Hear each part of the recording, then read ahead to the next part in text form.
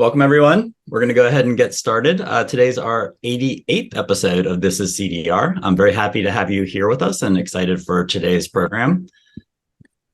This is CDR is an online event series presented by OpenAir to explore the range of carbon removal solutions currently being researched, developed, and deployed, and to contextualize them for policy proposals. OpenAir seeks to advance at every level of government here in the U.S., as well as in national and subnational jurisdictions globally. My name's Toby Bryce. I work on policy and market development with OpenAir based in Brooklyn, New York. Please, everyone, if you want to, please introduce yourself in the chat and tell us where you're zooming in from and if you'd like your affiliation, and make sure you direct that message to everyone, not just hosts and panelists, so everyone can see your message. Quick background on OpenAir. If you're not familiar with us, we're a distributed all-volunteer network dedicated to the responsible advancement of carbon removal. We are a global community. We work together on shared open source projects that we call missions in the areas of policy, innovation, communications, and activist market development. Here's a kind of a graphical example from our website of we have a few dozen active missions, again, across those 4 different areas. Lots to work on. We'd love to have you be a part of what we're doing. When I'm done talking, I'll put a few links in the chat to our website and to a form that you can fill out to sign up for our group, and we'd love to have you be a part of what we're doing. As always, we just saw a quick definition of terms. This is a definition of carbon removal from a great reference called the CDR primer. It's also essentially the same definition that the IPCC uses, and we think it's a good one to work with. Carbon removal is purposeful human activity to remove CO2 from the atmosphere and durably store it in geological, terrestrial, or ocean reservoirs or in long-lived products. Particularly this week during the COP deliberations and meeting, it's really important to clarify upfront, loudly, repeatedly, that carbon removal is in no way, shape, or form a substitute for rapid reduction of greenhouse gas emissions. That's 90+% of our climate work. If we don't reduce emissions dramatically, carbon removal is not going to solve the climate problem on its own. We need carbon removal for the last mile of climate mitigation to neutralize the emissions that we simply cannot abate or eliminate in a climate relevant time frame. And these are emissions from potentially some industrial processes, from agriculture. It's in the order of 5 to 10% of our current 40 billion plus tons of annual greenhouse gas emissions, CO2 emissions. It's a part of the puzzle, and we need also to make sure that we keep our eye on the ball in terms of reducing emissions. Excited for today's program. I'm going to hand it over to a very special guest co-host, Dr. Cara Maisano from Rocky Mountain Institute. Also want to do a quick plug for a recent publication that came out from Cara and her carbon removal team at RMI called the Applied Innovation Roadmaps. I'm going to put a link to those in the chat if you haven't seen them already. It's a tremendous 350 slide deck that really outlines roadmaps, 32 different carbon removal approaches, including what we're going to talk about today, enhanced weathering. So it's a great document. Congratulations, Cara, on all the amazing work you and your team did on it, and very happy to have you here with us today. Thanks. Yeah, I'm happy to be here too. So hi, everybody. I'm Cara Maisano from RMI CDR Initiative. I'm excited to be co-hosting today. Some housekeeping notes before we begin. Our format will be a short presentation followed by a few prepared questions, then moderated audience Q&A. So please type any questions you have into the Zoom's Q&A box, not the chat, as we go along. Also, this event is being recorded. We will send the video link to anyone who registered and also post to OpenAir's website and YouTube channel. This week, we are pleased to welcome Dai Ellis and Dr. Jennifer Mills from the founding team of Cascade Climate, a newly launched field-building organization for open system climate intervention, starting with enhanced weathering. Dai Ellis is an entrepreneur with experience founding and scaling high-performing nonprofit and for-profit ventures across climate, health, and education. He is a thought leader on field building and market shaping for social impact. Earlier in his career, Dai led the Clinton Health Access Initiative's pioneering work on market shaping for drugs, vaccines, and other health products in the Global South.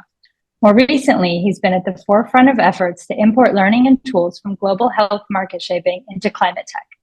Between his time in global health and climate, Dai spent the better part of a decade building education ventures, including a VC-backed Pan-African network of K-12 schools called Nova Pioneer, offering world-class education at affordable tuition levels. Dr. Jennifer Mills is a geochemist by training, working at the frontier of climate solutions and carbon removal.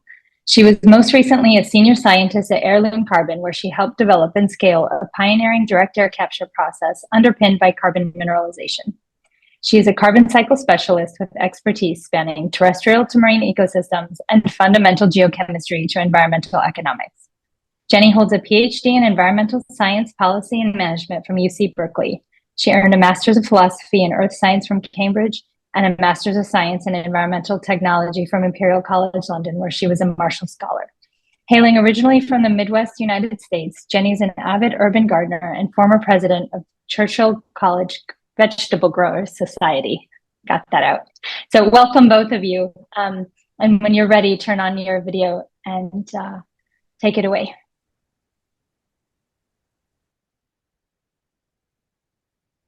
Great. Jenny, do you want to screen share us in? Great. So excited to share a little bit about Cascade with all of you.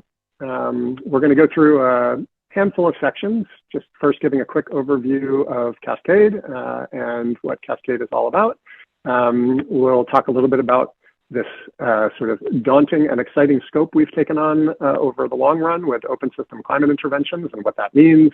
And toward the latter stages of the presentation, we will get into enhanced rock weathering, which is our first and so far exclusive area of focus and what we're doing in the RW. Jenny, you want to go to the next slide? So what is Cascade? We are a philanthropically backed nonprofit organization working to accelerate progress in open system climate intervention. So that's climate interventions that happen directly out in the open, in oceans, soils, rivers, ice sheets, et cetera. And as I mentioned, starting with enhanced rock weathering.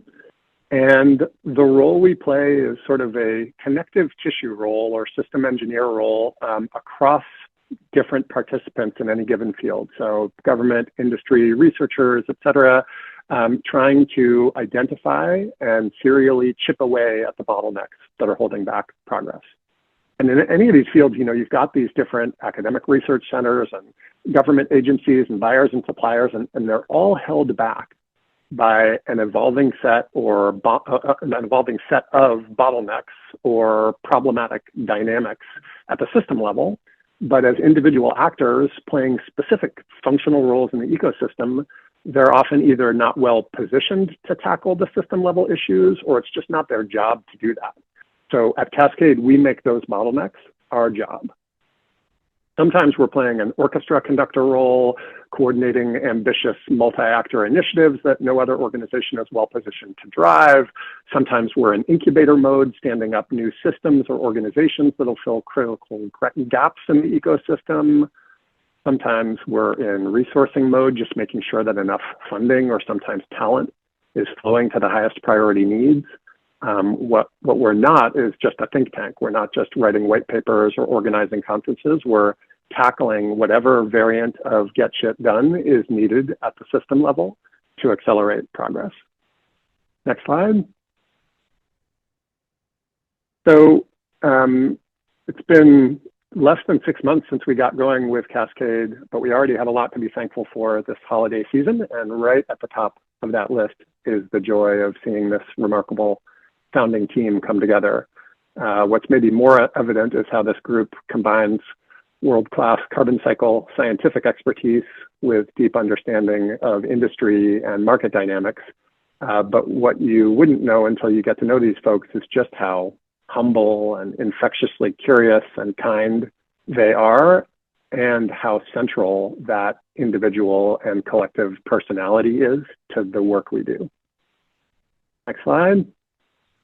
We're also just lucky to have an amazing early group of board members and funders that are making a bet on us and sharing their wisdom with us. And as I mentioned, we're exclusively backed by philanthropic funders who see the importance of this work and are willing to get behind it.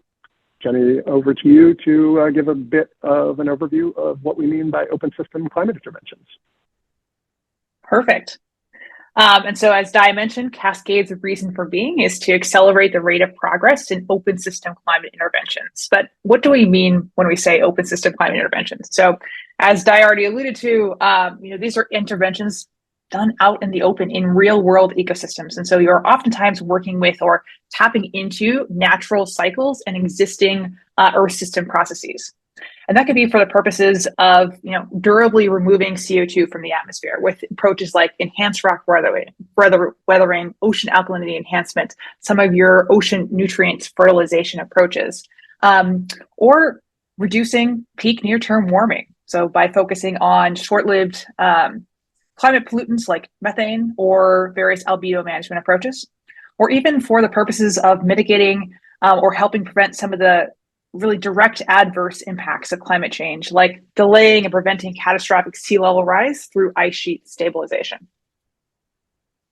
And really just to sharpen the delineation of what we're thinking about when we say closed versus open system in thinking about CDR, because this is CDR. And so when I say closed systems, we're really thinking about a greater fraction of the process happening kind of within a closed loop / where we as human beings have control over kind of the inputs and outputs of the process. And so the quintessential example here is direct air capture, where we are kind of going to hoover up CO2 out of the atmosphere, produce a pure stream of CO2, and then store it somewhere where it can't access the atmosphere again. But then there were kind of more interesting, somewhat you could argue to be hybrid approaches where with your biomass approaches, where the actual carbon capture step is inherently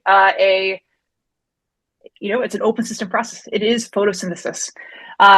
But the actual CDR, so kind of that prevention of that carbon returning to the atmosphere via respiration, is done in a kind of in a closed system manner. And you are kind of getting the carbon is being stored in a, let's say controlled environment, oftentimes geologic pore space. Whereas with your open systems, that actual carbon removal intervention is happening in a real world ecosystem, and you're oftentimes storing the carbon in a terrestrial or marine reservoir. And so kind of thinking about this open system versus closed system dichotomy, or differentiator, there's never a true dichotomy. We're all working in shades of gray here. But one of the key differences is thinking about quantification and just like this certainty that we can achieve in our actual quantification of that CDR. And so with closed system approaches, oftentimes that quantification is simply very tractable. So you can, directly meter the CO2 kind of coming out of the system. But oftentimes that comes at kind of a trade-off in terms of the costs or energetics and or kind of CapEx pathway to scale.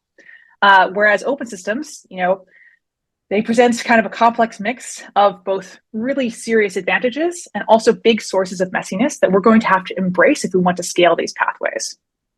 And so leaning in here, kind of the advantages of open system pathways, at the end of the day, you're leveraging natural Earth system processes that in many cases allow us to take on less of the thermodynamic lift ourselves. So we no longer have to touch kind of every molecule of CO2 that we remove from the atmosphere.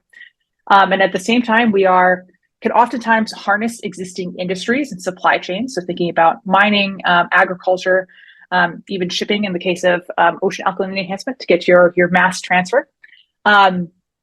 And we piggyback on existing processes in the natural carbon cycle to help scale much faster, oftentimes with better energetics and cost structures.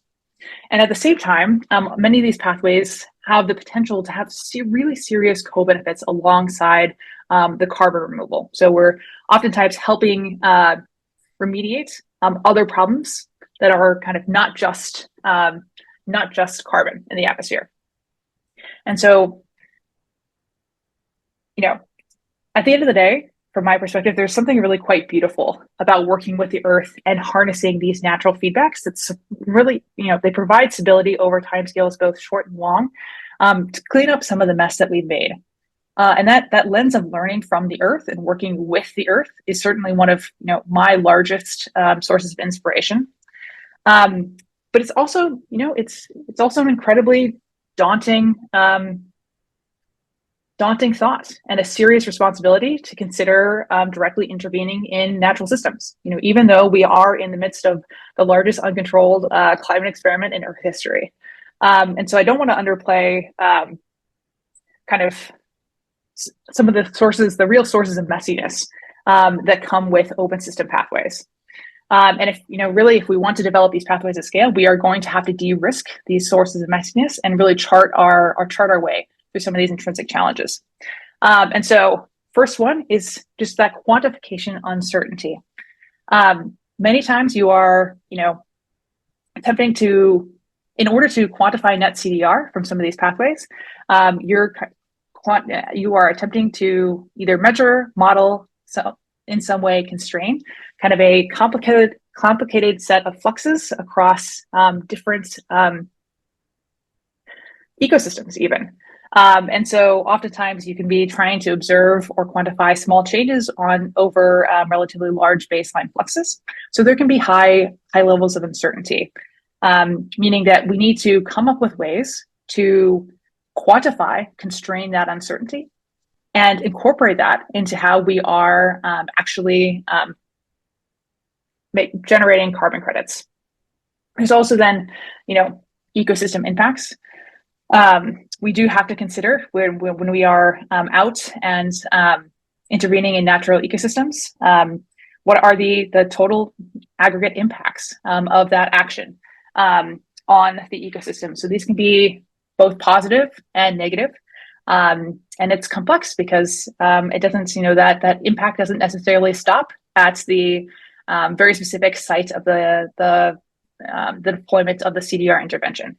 And so coming up with really rigorous ways that we can de-risk in a really rigorous and responsible manner those ecosystem impacts as we're looking to go to larger and larger scales is a key challenge that we have to embrace when thinking about open systems.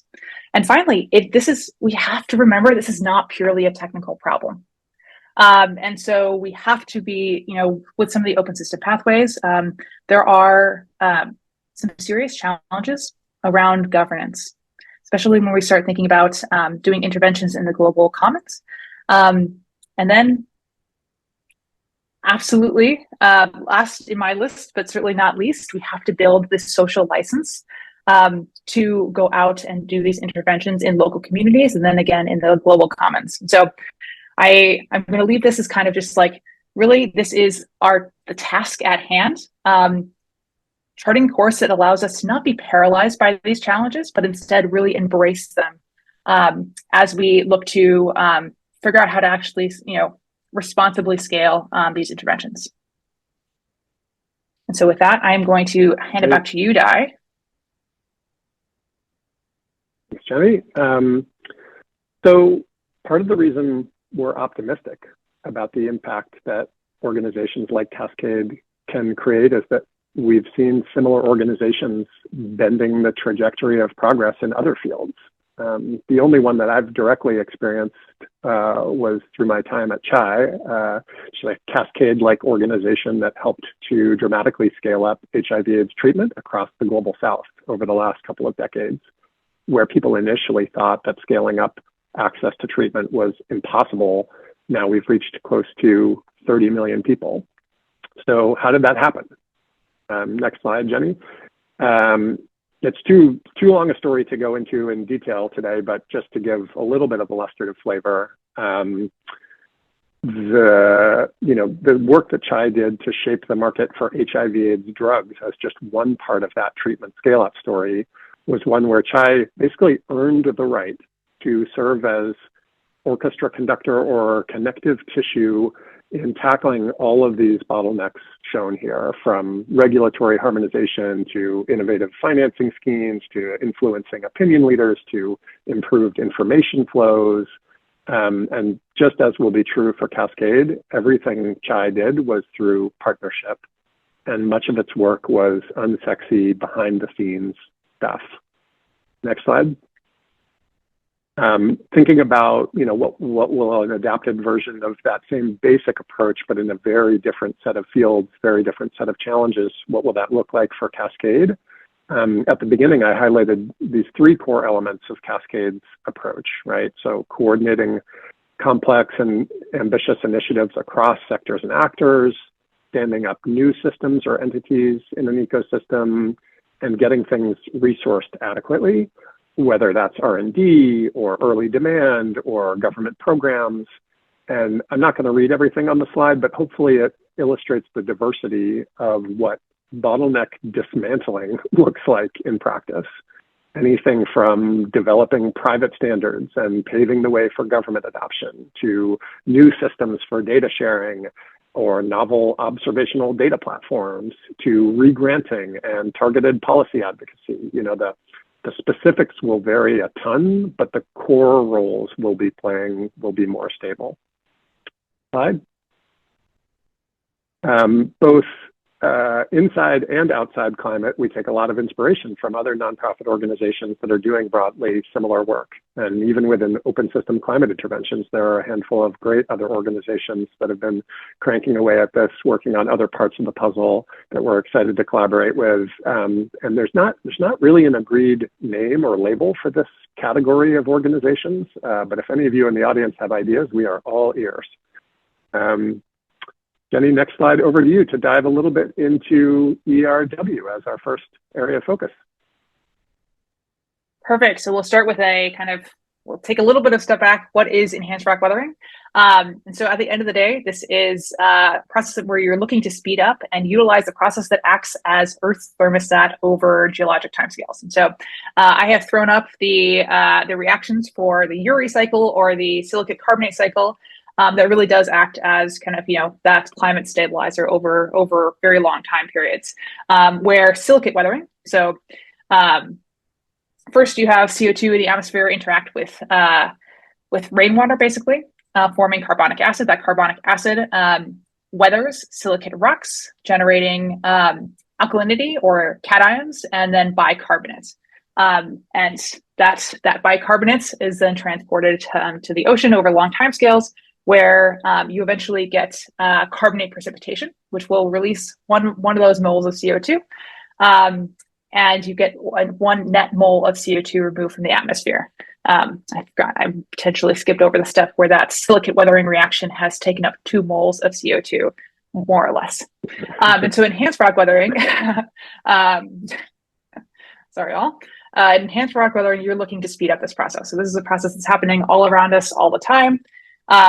It's taking up, silicate weathering on its own is taking up a gigaton of CO2 annually. But to make this into a kind of a climate solution or, a real carbon removal pathway, we need to speed that up. So enhanced rock weathering looks to speed up the kinetics of this process, mostly by just increasing the surface area of the actual feedstocks that are reacting. So you're either utilizing or grinding up your rocks into small sizes and then deploying them in favorable environments. And so, right now we're talking a lot about enhanced rock weathering in agricultural fields. So you would spread your alkaline feedstock on your farm, where you go through these natural weathering reactions are what's actually taking up CO2 out of the air and then kind of eventually storing it in a long duration reservoir. So you get that weathering reaction. It's going to release the alkalinity into the soil water. And then you get that cation, and then bicarbonate flux is transported through the soil profile, then along rivers into the ocean. And importantly, there are kind of reactions that are happening all along the way that for your net quantification, you do need to kind of be cognizant of, aware of, and constrain that can act as either temporary or permanent kind of sinks of that alkalinity. So that's the real MRV challenge, is that, you've got first, you have to dissolve the feedstock, but then it goes through a series of reactions as it's being transported from the field to the sea. And right now I've just talked a lot about the actual kind of carbon balance here. But there's a reason that there are many reasons that people are targeting actually deploying this in agricultural systems, both in terms of, agricultural soils can offer many advantages for actual dissolution kinetics. So releasing those cations and alkalinity from the feedstock for high CO2 environments, lots of interesting organic acids running around. But they also have the potential to offer really significant agricultural co-benefits in terms of your pH regulation, nutrient use efficiency, sometimes nitrous oxide fluxes, and also depending on your feedstock, thinking about micronutrients, silicon supply, and how all of that folds into yield. So I won't make generalized statements about agronomic co-benefits, but they are, depending on the system, can be really significant. And with that, I'm going to hand back over to you, Dai. So here's the rub with ERW and with other open system CDR is that the carbon removal is very real, and yet there will always be significant uncertainty in the system, as Jenny has been saying. And if we had a deployment financing scheme for which that uncertainty was an uncomplicated fit, we'd have it made in the shade. But our current reality, well, that's probably a little bit of an overstatement, but still, our current reality is the more complicated reality where we have a market with private buyers who are making compensatory claims about how purchased CDR is offsetting their emissions. And overestimating the quantity of carbon removed means that buyer emissions will be discharged as liabilities without being fully accounted for. And so the keys to getting this right revolve around consistency and rigor in quantification, using sophisticated and conservative discounting methods, and ensuring that there's enough transparency in how this is all done. And zooming out, we just need to get progressively more comfortable with the notion that persistent and manageable uncertainty in the system does not necessarily imply significant uncertainty about a conclusion that at least X tons have been removed. So that's where the rub sits. Next slide, Jenny. So why has Cascade decided to focus on ERW to begin with across this whole spectrum of open system climate interventions, or at least open system CDR? There are really four main reasons. One is that sort of unique and attractive set of attributes. We'll dive into that in a moment. The second is that there weren't any Cascade-like organizations holistically tackling ERW bottlenecks before we got involved. And then looking forward, it is both going to be the first open system CDR pathway, at least durable CDR pathway to get deployed at real scale. And the second is that, or the last one is that this critical role ERW has to play is both a near-term critical role in bridging us to substantial CDR scale-up and an important central role in long-term gigaton scale CDR portfolio development. So next slide gets into how, ERW has this really uncommon and uniquely kind of potent or fascinating set of advantages, from co-benefits to cost, to ease of deployment, to climate justice. And just to highlight a couple of those, on the co-benefits front, where the benefit of most CDR is a truly public and intangible one, ERW very tangibly and positively helps farmers and farming communities. As a free substitute for ag lime that farmers would normally have to pay for, ERW lowers their input costs and can also boost their crop yields significantly. Meanwhile, ERW is also one of the most obvious opportunities for the Global South to play a big role in CDR deployment, with many countries having plentiful feedstock, optimal weathering conditions, and unusually strong co-benefits for farmers because of limited baseline access to ag lime and fertilizer and very acidic soils and other sort of Global South relevant advantages that, that we can talk about more in the Q&A. Next slide, Jenny. So thinking about a couple of those other advantages that drew us to ERW, or a couple other features. One feature is just how important it's going to be as a bridge pathway, right? One of the things that keeps the CDR community up at night is how are we going to bridge from this promising early momentum we have toward, hundreds of megatons and gigaton scale down the road? What's going to start getting us to, single digit megatons, tens of megatons, et cetera. And as we think about that sort of pathway over the next 5 to 10 years, ERW is going to be one of the handful that has a real chance to play a big role in that bridging phase. It's one of the few CDR pathways to not suffer from at least one of a bunch of major constraints to quick scaling, right? Things like low technology readiness level, or CapEx intensive multi-year facility construction, or permitting constraints, or extremely high cost in the early going, right?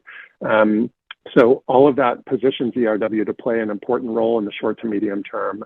And it is relatively straightforward to deploy, although any ERW supplier would probably shoot me for saying that. But compared to what you have to do for some other pathways, it's certainly comparatively more straightforward. And looking at the right-hand side of this slide, almost without question, ERW is going to be the first open system CDR pathway to get to megaton scale or more. Which also means that it's the place where these open system sources of messiness Jenny was talking about will get wrestled with first in a market context. And so if that goes well, if the early years of ERW play out well, that's one thing, but if they play out badly, that's going to have some pretty big negative ramifications, not just for ERW's future, but for open system CDR more generally. And so there's a lot at stake in trying to help ERW get off to a good start. So shifting into what is Cascade doing and how do we think about that? We wanted to start by just zooming out a bit. So if ERW manages to get on a good path with a virtuous cycle, it will go through some major shifts in the coming decade, from the global north toward the global south, from VC-backed startups toward heavy industry doing a lot of the deployment, from measurement-intensive MRV to more model-reliant MRV, and so forth. And we as Cascade will be dug into those shifts and trends throughout that journey. And although Cascade will expand beyond just ERW over time, we're in ERW to stay, right? Our work in ERW will only deepen and evolve. And so the themes and main initiatives that Cascade is tackling 5 or 10 years from now will be different than today. But coming back to the today, looking just, at what's been happening the last 6 months, we can shift to the next slide now, Jenny. Looking ahead to the next 12 months and beyond, there's a handful of big things that are adding up to a pretty important inflection point or fork in the road moment. One is that we have a bunch of the major CDR buyers, pretty much all the major early CDR buyers, showing interest and appetite about ERW and also some apprehensiveness, but not enough apprehensiveness that's holding them back from entering into long-term multi-year offtake agreements. And we see an impending wave of those first big offtake agreements coming down the pike in the not distant future, and that will take us into the hundreds of thousands of tons scale pretty quickly. There's also some policy tailwinds that are pretty exciting, with the enhanced weathering being one of 4 categories in the DOE pilot procurement scheme, with enhanced weathering becoming a conservation practice standard for USDA equipped funding purposes, with the Farm Bill being up for renewal and new provisions next year. There's lots going on in the policy world. And meanwhile, the supply side has started to explode with more VC-backed startups, but now also mining companies and quarry operators showing interest in getting involved in the supply side. So the punchline is, will we start to see a virtuous cycle or a vicious cycle with all this? And going on to the next slide, it is not hard to imagine the vicious cycle. The bad movie here is one where ERW gets into pretty dicey territory very quickly, especially if we don't have consensus on rigorous quantification and how that works. If buyers don't know how to differentiate high quality from low quality or reasonable from unreasonable pricing, you could see a very noisy and confusing set of signals in the market. You can imagine low quality supply flooding in, partly because the barriers to entry are low. And you can imagine the same sort of race to the bottom dynamics that we've seen in other areas of the voluntary carbon market. If we have questionable, hard to assess carbon claims being made and data held behind closed doors, the backlash among farmers and scientists and the media could pick up steam and eventually start to freeze progress. Next slide. But we do not have to let that happen. It is in our power to shape the future as an ERW community, as a CDR community, and try and get the virtuous cycle going rather than that vicious cycle, right? And the idea at the heart of the good movie version of ERW's future is what Jigar Shah has called deployment-led innovation, with the central premise being that the very act of deploying at growing scales is what drives the most important learning. And it all starts with rigorous quantification at the top of this sort of virtuous cycle, which, if we get it right, will give buyers confidence to engage in offtake agreements, which in turn can trigger larger deployments, which in turn unlock cross-supplier data and peer-reviewed meta-analysis that deepens our knowledge base, and thereby reducing uncertainties, driving down discounts and prices, further enhancing buyer appetite, and really importantly, cultivating trust among farmers and the public, one step at a time. But to get that cycle going, we need to get quantification and data access right? These are these system level bottlenecks we're talking about. Like, this is what we have signed up as Cascade to take on as our job, creating these new market shaping arrangements and getting broad buy-in and participation. And that's where our two main current initiatives come in, which I'll hand over to Jenny to talk about. Perfect. And yes, I realize that we're getting close to high time to turn this over to quick Q&A. So we'll go through these relatively quickly. But as Dai mentioned, the two core components of really kicking off that virtuous cycle is first protocol, rigorous quantification, and then actually having the transparency to build the trust and start to kick off that public learning cycle. And so first thing that we're doing is actually facilitating the development of a community quantification standard. And so this is the goal here is to articulate really what carbon fluxes do we need to constrain in the quantification of net CDR, and what are appropriate pathways or approaches for doing so, and how do we bound the uncertainty associated with each of these fluxes. And so I just want to highlight two key points here. One, it's a community quantification standard. So this is not a Cascade standard. This is not associated with a single entity or registry. Instead, we're bringing it together stakeholders from across the enhanced rock weathering community. So technical working groups where we have over 40 participants from across academia and civil society, in addition to focus groups and kind of regular feedback cycles and really generative feedback cycles, where we bring in market practitioners from across the space. So suppliers, buyers, registries.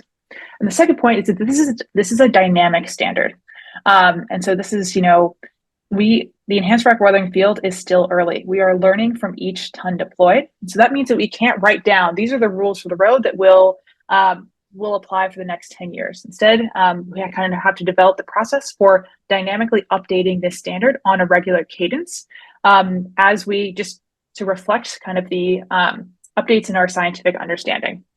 And so we are actively working with partners to both facilitate the development of the standard and then kind of do everything that needs to happen to actually operationalize and make this an actionable standard that can kind of play the role that it needs to play in the broader ecosystem.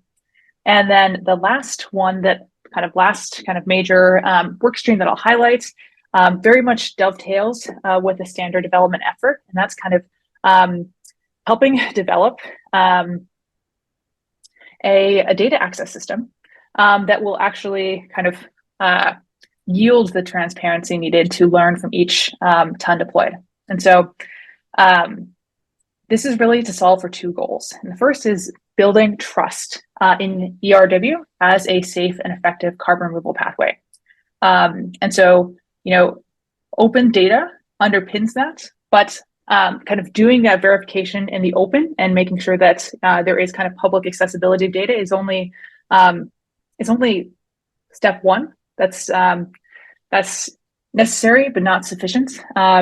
It's very different to actually make sure that the data is accessible and the learnings from the reproducibility analysis and what we're actually seeing across the field is actually accessible to the general public in addition to the scientific community. And so we're very much actively working along those lines. And the second goal that this data access system would be solving for is really to kick off that public learning cycle that will help us kind of bring down the key sources of uncertainty in actual net CDR quantification and really help drive down that MRV cost curve. And so Cascade is working with a number of partners to help architect and really bring this type of system into existence. In addition to other kind of key initiatives that I'm not going to go into right now, but I'm happy to talk to kind of after the session. And with that, as I said, it's high time we got to some Q&A. So I'm going to leave us with 3 calls to action. really, first, we're building out our team right now. So if you know anybody who might be interested in this type of work, or you might be interested in this type of work, please reach out. I've listed some of the roles that we're either actively hiring for or will be in the near future. And second, more broadly, we would love if you could help spread the word about Cascade. Our LinkedIn is right there, and we'll have our full website coming soon, along with kind of the start of a steady stream of blogs, so that you can follow along with our learnings and ideas as they continue to evolve. And finally, if you are interested in ERW or active in the space and we haven't connected yet, please reach out to us directly. And with that, I'm going to stop sharing my screen and welcome any questions. Jenny and Dai, thank you so much. That was excellent presentation. Super excited about what you're working on, and kind of got me pumped up because the very excited about enhanced weathering as a pathway of CDR. Maybe Jenny would love to rewind a little bit when you were talking about the role of measurement and modeling in verification and MRV. How do you see that playing out? Do you see more measurement in the immediate term, and then maybe later on we can rely on models? There are a couple of sort of folks in the CDR community that feel like you have to measure everything, and that doesn't seem like it's going to be possible for certain open system approaches. So I'd love to hear how you guys think about that. And maybe also if you guys want to stop sharing your screen. I can do it. Never mind. Okay. Yeah. Got it. Perfect. I was going to bring up my little visual, but no need for a visual. Oh, sorry. No. It's all good. Bring your visual. All good. Yes. So short answer is right now we absolutely need measurement. We are simply not at the place where we can fully model the system. There's just lots of, there's lots of nuance. But I do subscribe to the view that kind of coming down the MRV cost curve for enhanced rock weathering will look like a progressive shift to kind of more model heavy, less kind of direct empirical measurement heavy MRV. I don't think this is not to say there will be no measurements. I think there will always be a role for at least kind of QA/QC, and that you'll always have to understand the nuances of your system. You'll have to kind of know things about the system before you can kind of just roll a model for it. But zooming out, right now, we do need measurements. 2, we can move towards more model heavy. 3, even right now, there are many aspects of the system where we're not going to be able to directly measure to constrain that flux. And so there's a role for models right now, and building out kind of the frameworks for model verification, model validation to increase our certainty there is critical. And what are this may be hard to answer. How should we think about the milestones between moving from direct measurement to modeling? What do we need to learn, or what needs to happen to be okay, so we know that if we apply X tons of basalt to this type of field, then we'll get Y tons of CDR over Z time period. Will we ever know that, or what are the milestones to getting to that place? That is a really great question, and kind of charting that path, I think is a key priority for the enhanced rock weathering community. But I think this is I come down to, we simply need many, many, many more observations. And we start to then really get an understanding of across a kind of wide range of parameters, across a wide range of ecosystems. We do have that underpinning of direct empirical measurements for the kind of parts of the system that we can constrain, and other measurements that allow us to kind of have other windows into the system to constrain other parts of the flux, kind of the total carbon flux.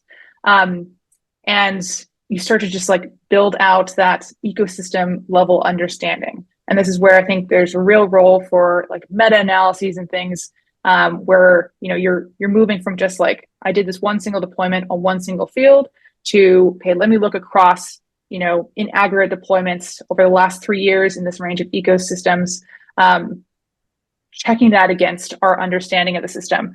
But I think maybe does that answer your question a little bit, or are you looking for? I think it was a hard question to answer. 2 quick housekeeping notes. Could you guys stay on an extra 5 to 10 minutes? You have a hard stop at the top of the hour, Dai and Jenny. Okay. be great to get to it. We have a lot of great audience questions coming in, so it'd be great to get to a few of those. And if the audience has to leave at the top of the hour, totally understand, and we'll have the recording up on YouTube, and so you can watch the end then. Number two, we have some questions coming into the chat. Can you please put those in the Zoom Q&A, because otherwise we can't really manage it. So next question, and not to like highlight the negative, but regarding your bad movie scenario, I was speaking with someone who we all know and love who works on CDR, who is really an expert and is also a fan of enhanced weathering and excited about the potential. And we were talking about the New Yorker story on carbon markets. And this person said, you know, I was reading that and I just kept subbing in enhanced weathering for avoided deforestation. And what if it just doesn't work? Do you think there's a risk that the efficacy is zero or near zero? Is that something that you worry about? Or do you feel like, yes, it works, we just don't know how, at what rate, or over which period of time? All right. This is a good one. And I think so, like my opinion, I think actually the risk of zero efficacy is pretty low. There are plenty of ways that we could deploy enhanced rock weathering where it is you won't get much action for a very long time. And so there are certainly ways to deploy rocks on field where you're not going to get much weathering, full stop. And so there are ways that we could do this really poorly. But my argument would be that we do know enough about the system to avoid being kind of completely ineffective. But we do need to be clever about it. And so I think I want to break this into two buckets. So first, kind of enhanced rock weathering. First, you have to actually, your potential CDR happens when you actually release those cations, that alkalinity from the feedstock. And so first you have to think, can I actually get these rocks to dissolve? And then you have the details of, once I get the rocks to dissolve, can I keep the alkalinity in solution? Or do I know how much is precipitated as a carbonate that is actually maintaining that stored CO2? And so with the, can I actually get the rocks to dissolve? This is where we need more direct measurements. And right now we do need kind of those direct measurements that tell us, yes, this rock has dissolved, to really continue building out our understanding of, you know, the controls on dissolution rates for different feedstocks in the real world. And then thinking about everything that happens downstream, I think the one thing that I will leave us with is that there can be substantial lags in the system. And so I think understanding kind of the temporal dynamics and when you're going to have significant kind of transient sinks of your alkalinity or your CDR, that's going to be one of the really big challenges. But the question of like, you know, will this never do any CDR, to me really comes down to like the actual dissolution stuff. You could apply rock in a way that you really do very little CDR over like a human timescale. That's helpful, and it makes me feel better. Thank you. So if not efficacy, which we are worried about, but we feel like there is an answer to, I'll ask you, Dai, what keeps you up at night? Like what do you think is the greatest barrier to scale for enhanced weathering? What is your biggest like concern? Yeah, I think the greatest barrier to scale is that vicious cycle, you know, and so I think it all depends on whether we can, you know, get some of these market shaping arrangements around quantification and data access both stood up quickly enough, but also broadly enough participated in that we can steer toward that virtuous cycle. You know, market activity is not just something to be anxious about. It's something to be excited about because it so directly connects to what Jenny was just saying. Like, we need more observations to continue to shrink the uncertainties, right? Even if we don't need to be up at night worrying that the uncertainties are so great that there might be zero CDR in, you know, the vast majority of cases. What we do need to be worried about is shrinking those uncertainties over time, characterizing them well enough that we can discount conservatively enough to have real tons come out, which we believe is possible 100%. But the question is, how do we shrink those uncertainties and generate more observations? And what we're now having, or what we're now going to enter into, is a world where where, funding for field trials used to be philanthropic and public funding, and now we're adding private funding into the mix to do large-scale deployment. If we can harness all that new data in the service of this learning engine, then we're in deployment-led innovation territory. But you can easily imagine the inverse. And so I think the next couple of, my biggest worry about ERW is the near term, because we either get this, virtuous cycle going, or we get the vicious cycle going, and then it's hard to see how you get from a really vicious cycle quickly back to a virtuous cycle. Do the logistics worry you at all? Because when people talk about enhanced weathering on the internet, like on Twitter or whatever, you always have someone who says that'll never work because you have to crush the rock and you have to move the rock. And they talk about the process emissions, which I think if anyone has ever looked at an LCA, you know that they're not de minimis, but they're like a 5 to 10% factor potentially. Are you worried about logistics at all? I mean, the nice thing about, as you guys have referenced about enhanced weathering, is that it can dovetail with like massive existing industries in the form of agriculture and mining. But do you have any concerns on the logistics front? Do you want to take a first crack at that, or do you want me to? You go, Dai. I would say, like to actually get this to hundreds of megaton scale, first of all, just the amount of logistics we're talking about is hard to wrap your head around. So anyone who says, I'm not worried about the logistics, yes, there's a lot of logistics. Is sourcing the feedstock, transporting the feedstock, spreading the feedstock so logistically crazy that you need to be worried about whether we can do this at large scale? No. But there's a lot that goes into, the logistics and how they evolve over time, from where you can take already, you can take feedstock that already is available in the right particle size, right surface area, and just deploy it, to situations where you might have to, do grinding from scratch, et cetera. And obviously this varies by feedstock and location and so forth. In the early going, you can be taking advantages of places where you have the right kind of feedstock ready to go, close to the places you might want to deploy. There's so many places that you can deploy this, that there is a lot of, room before we start running into, situations where you have just a less optimal setup. You have to transport over a longer distance, or, your LCA or cost of, sourcing rock goes up. Like in the long run, you might end up with what some people call like a J curve, where things get more and more optimal, but then you run out of optimizable situations, and then you start coming back up the cost curve a little bit. That is so far from where we are now that it's not something that keeps me up at night in the let's first make sure there's some kind of there first 5 or 10 years. Got it. Great answer. And I think the deployability is just super exciting. And as you pointed out, I loved your bridge analogy. We need to start getting some points on the board in terms of delivery of high quality carbon removal, and other pathways are going to take 10 years. And the fact that we can start moving tons, hundreds of thousands and millions of tons with this pathway in a responsible way is super compelling.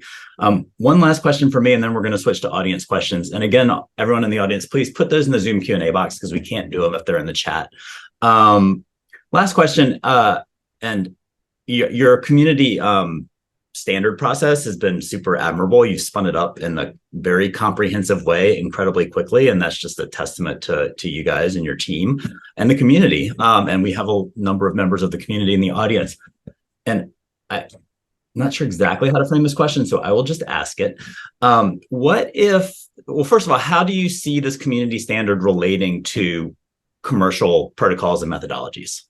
Because there are a couple out there, and I think there are a couple other ones that are in process. Like, how does your community standard relate to a commercial, I think I'm using the right terminology, protocol or methodology that will be used to verify delivery?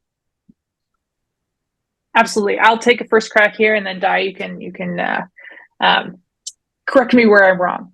And so I say the community quantification standard is really aiming to kind of sit above your kind of commercial protocols or registry methodologies, and really kind of articulate the high level requirements that any supplier protocol must adhere to. So these are the carbon cycle fluxes that we need to be constraining. These are kind of the ways in which we can constrain those fluxes, while really allowing for protocols to vary in the specifics of, just how exactly they do that. And so the goal is to kind of have the scientific rigor bar sit above your individual supplier or registry protocols, so that we kind of have clarity on, what does rigorous quantification, what are the core components of rigorous quantification, and aren't kind of redefining that in every individual protocol. I would just say, like, this is truly an effort. We'll see if we can pull it off, but this is truly an effort to develop an industry standard that cuts across the whole industry in terms of that common core for quantification. And the challenge is not that individual suppliers or carbon credit issuers haven't been doing good work on quantification methodologies and protocols. It's that none of them have the positioning to develop a true standard because they're only an individual supplier or only an individual carbon credit issuer. And so they can't reach across the whole industry. And so it takes a sort of above the fray, zero and, sort of clean incentives organization like Cascade that can reach across the whole industry and develop that common core, but that then still enables a carbon credit issuer to wrap their additional quantification requirements around that common core, enables diversity in supplier protocols as long as they're, sort of conforming to the common core. And so that's the spirit of the exercise. And what is your confidence level that the rigor of this common core will be operable? I think there's a little bit of fear out there, maybe that the outcome of this process will result in a standard that is so rigorous that it is not commercially operable in terms of price point or what have you. Do you feel confident that you can? Totally. I mean, I will. I'm not going to get into predictive mode. Let me just get in descriptive mode for a moment. I would say, first of all, it's only normal. Like there aren't true industry quantification standards for durable CDR. This is a first of its kind thing. It's understandable that there would be some anxiety about how will this play out. And I think we also have to expect some discomfort from some suppliers with some elements of a high rigor standard. If there weren't at least some friction, honestly, I'd be worried that the bar is being set too low. But that is the needle that we need to thread. And the way we're doing it is to set up this extensive conversation between the academic science working groups and the industry focus groups that are part of this process, so that we're hashing through the tensions as we develop the standard, rather than just, dumping a published standard out there and then saying, good luck, and we hope this is workable, right? At the end of the day, a standard that just sits on the shelf because it's practically unworkable and the market just ignores it, well, that's not an industry standard, right? That's a set of theoretical best practices. And to be clear, the effort here is all about developing an industry standard. So that's the guts of what I would say to that. Oh, you're getting some Zoom hearts. This is good. Hey. All right, Dr. Maisana, do you want to start asking some audience questions? Thank you, guys. Sure. Yeah. Thanks. And I'll keep it. I know we're at time, so I'll try to keep it limited. There's some really good questions in the chat. But the one I'm going to start with is this is from Matt Schmidt. What are 1 or 2 key points for scaling enhanced rock weathering that you think state level policymakers might be interested in hearing? That's for either one of you. Jenny, you want to take a first crack at that? I'll do one, you do another. Sure. I think I would likely think about this in terms of your agricultural co-benefits. And so this is thinking about how enhanced rock weathering plays into our current agricultural system and can be a real benefit for farmers. And so I think if I was talking to state level policymakers, that is where I would start. Yep, totally agree.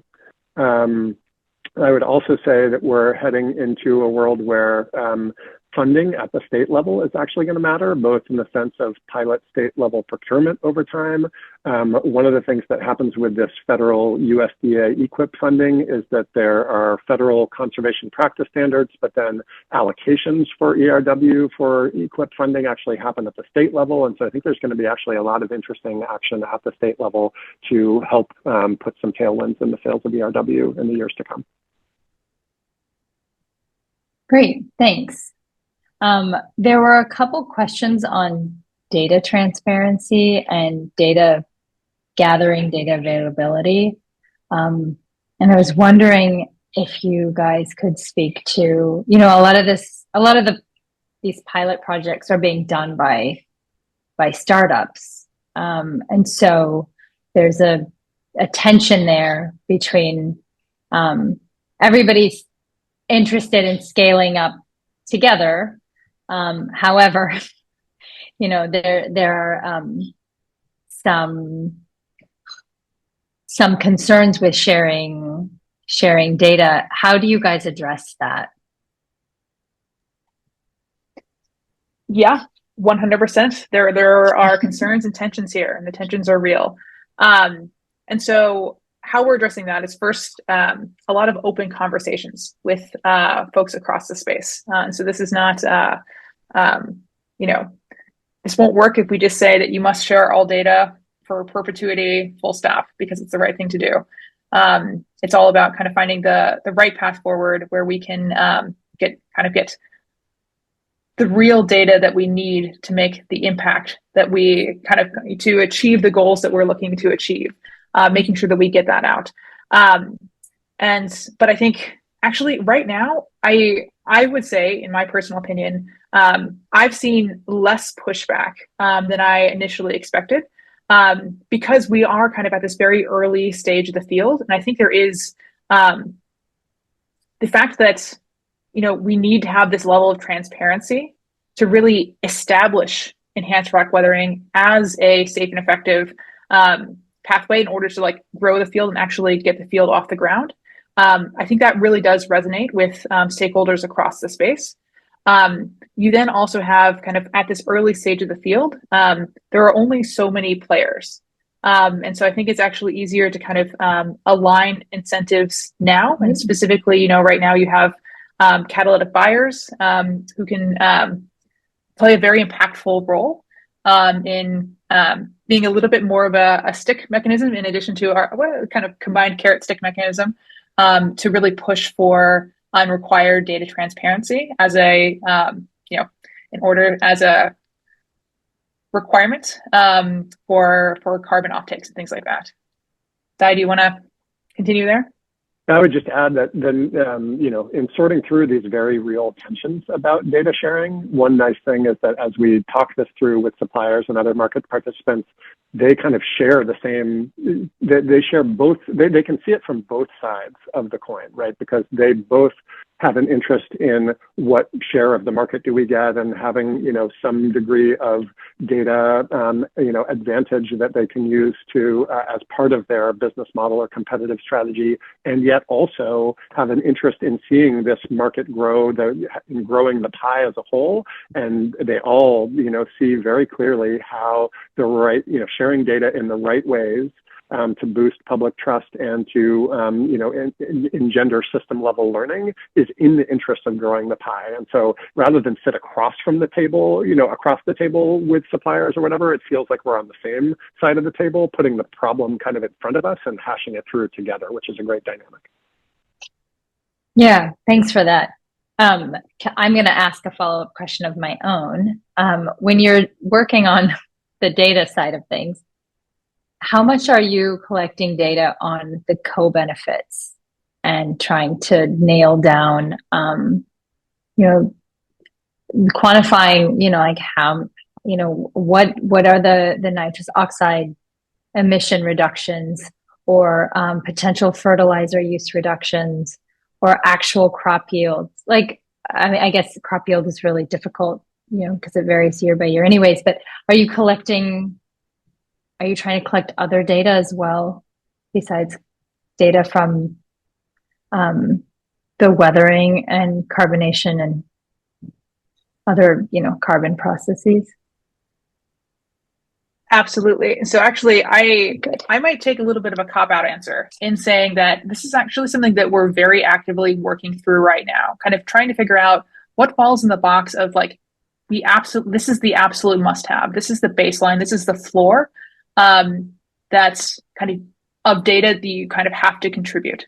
And kind of my view, that really is your kind of core CDR, your net CDR quantification. I think that the data that is associated with actually making a compensatory claim is constitutes that, the real core of data that needs to be, contributed and open. But then, as you point out, there's a ton of other, other data that could be incredibly useful for helping answer these giant open questions for the field. And so, trying to think of kind of other incentive structures, other systems where we can potentially kind of make sure that data is being collected and then potentially being shared with academic collaborators in order to answer kind of these questions at a meta-analysis level is something that we're really exploring, but don't have a kind of a firm path forward on. Yeah.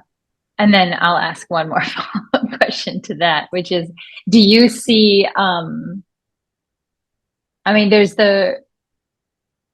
there's the reason for doing enhanced weathering, like for compensatory claims, within a carbon market.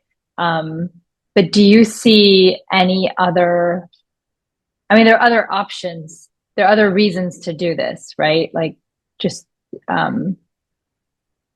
managing your soil pH level. You might do this just to manage soil pH level. So do you see, when you talk to people, do you expect that this might happen easier? Like with, if you just skip the carbon markets? I know this is CDR, but I have to ask, because there's so many other reasons for doing enhanced weathering besides just the carbon benefit, do some of those other reasons, like are they more tractable to certain people, or how do people engage with the other reasons for this? Yeah, Jenny, let me take a first crack at this one and love to hear your build on it. I would say, first of all, it's great that ERW has multiple reasons to want to pursue it, right? That you can think of co-benefits to carbon removal, or you can think of carbon removal as a co-benefit to the other benefits, right? And the fact that it has that profile is great no matter what. When it comes to how do we finance and fund this, I don't think it's an either or, where either you let the carbon markets take off and that's all, or you find other sort of funding approaches, funding schemes, pay for practice, other kinds of innovation policy mode funding, et cetera. I think we see the carbon markets as the first thing that's going to pick up, and one that we want to build a virtuous cycle around, but where the more, forms of funding we can be experimenting with and learning by doing, the better. And that applies to ERW. That also applies to other open system CDR that are also going to have some of these same tensions. And so multiple forms of demand, rather than just saying, well, we're in a net zero paradigm and there's companies that want to, buy for private offsetting, therefore that has to be the only, or that we just have to, assume that that's going to be all of the funding. I don't think that's a, wise mode to be in either. And so this is a big theme that we're just starting to think through as we think about demand for open, healthy demand for open system CDR more generally, and diverse demand. Any last thoughts, Jenny, on that question, or on anything else? Anything else that's been discussed this hour? I think that was great, Dai. I think the one thing that I think a lot about in thinking about these kind of alternative funding schemes, and I think there's likely a huge role for pay for practice for enhanced rock weathering, but we do need to make sure that we still have the right incentive structures in place, such that we're making the measurements that will help us learn about the system. And so I think that's something that I am very actively noodling over, trying to really figure out for myself. Right. No, that's a good point, because we don't understand if this is being supported for other reasons. You don't necessarily get the data that you need to understand how well it's working. So I think we've gone Tara, 10. My only other quick thought on your question about any other thoughts is just thank you to the audience and to you guys for all the great questions. And one thing we love about this work is how often it forces us into a posture of we don't know, right? Just like the profound humility that comes with working on open systems, and the joy and the awe and the wonder that comes with that. That's what makes this both fun and humbling. And so, yeah, just a lot of gratitude. Yeah. Well, I want to say thank you to you both, and thanks to Toby for having me. Thank you to all three of you, and thank you to the audience. It was really great. I found it really inspiring and really great discussion. And we will be, Dai and Jenny, I copied all of the questions and I will email them to you so you can get them all, even though we couldn't cover them all. And I'm going to share my screen briefly and just run through a couple of upcoming programming notes, and we will close. But thanks again to Dai and Jenny for being with us, and Dr. Maisano, it was really great to have you, and thank you for being here as well. Briefly, okay, need to plug carbon removals at COP, carbonremovals.org, OpenAir, and a bunch of other organizations are involved in this platform that is basically trying to centralize all the carbon removal content, discussions, information that's happening at the really important COP28 conference that's happening through next Tuesday. So check out carbonremovals.org. That was put into the chat. There is a Carbon Removals at COP event tomorrow about the Carbon Removal Challenge with Carbon Unbound. That link is also in the chat. Carbon Removal Challenge is a global student competition sponsored by OpenAir and also by with great generous support from Peter and Erica Reinhardt. It's a student competition for new carbon removal approaches, techniques, ideas, and the finalists will come to New York at Carbon Unbound in May of 2024 and present them. So super exciting. Next up on This is CDR, Dai and Jenny referenced terrestrial biomass sinking. One of the pioneering companies working on that is a company called Rewind, based in Israel, and they're working on sinking crop residues bundled up into the Black Sea, into the anoxic zones of the Black Sea. So we'll learn about that. Another field building organization that is an ally of Cascade, Carbon to Sea, will be on the 19th. So super excited for that. Irene Poligny and Antonius Gagernis will be with us then. We will close for the end of the year after that. And then we have a bunch of exciting, This is CDRs happening in January, February, and we'll be posting those shortly. So that's it. Thanks so much. Thank you for being with us, and we'll leave the Zoom up for a moment or two in case you want to copy any of the links, and we will see you next week.